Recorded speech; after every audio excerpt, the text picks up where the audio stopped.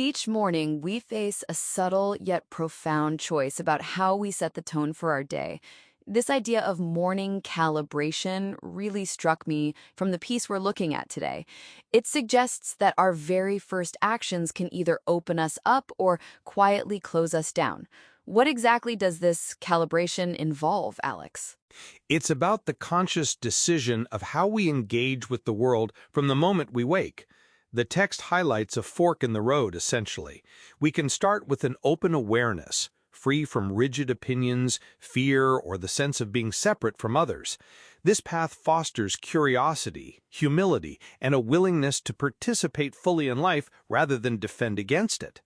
An open awareness sounds ideal, but it contrasts sharply with the alternative you mentioned, waking up already certain.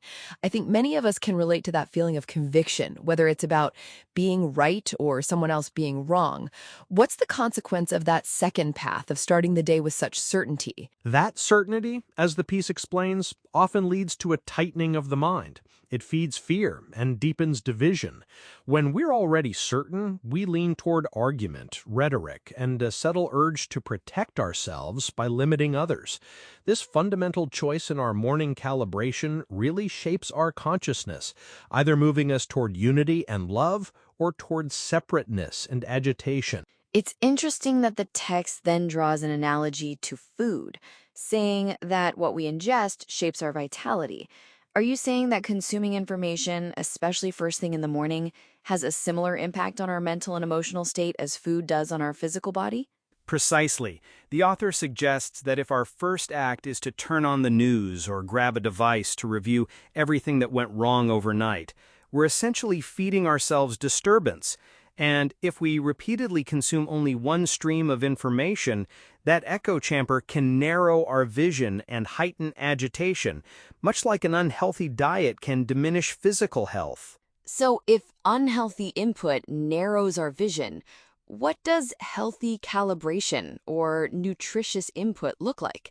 Is it just about avoiding negative news, or is there more to it? It's much more comprehensive. Healthy calibration requires awareness of everything we take in, physically, mentally, and emotionally.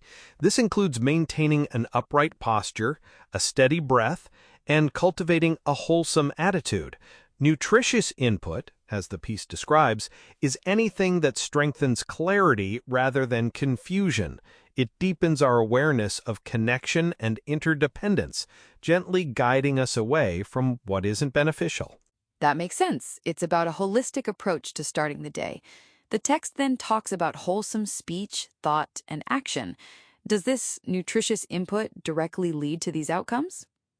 It does. The piece argues that this mindful input helps us awaken each day to cultivate contentment through gratitude for the simple opportunity to participate, rather than feeding dissatisfaction and complaint. From that place of gratitude arises respect for all life, reverence for what's sacred, and a sincere commitment to nonviolence in thought, word, and deed. And it all hinges on that initial choice, that morning calibration. The author uses a powerful metaphor at the end. Morning is the tuning fork. What we strike first continues to resonate. What does that final image convey to you about the importance of these daily choices? It captures the profound impact of our starting point. Just as a tuning fork sets a specific frequency that resonates, our initial state of mind and the inputs we choose create a vibrational tone for our entire day.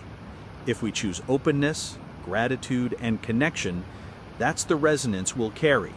If we choose certainty, agitation, and division, that's what will echo through our hours. It's a compelling reminder that the way we begin our day isn't just a habit. It's a powerful and shaping force. If this discussion resonated with you, consider sharing this episode with a friend.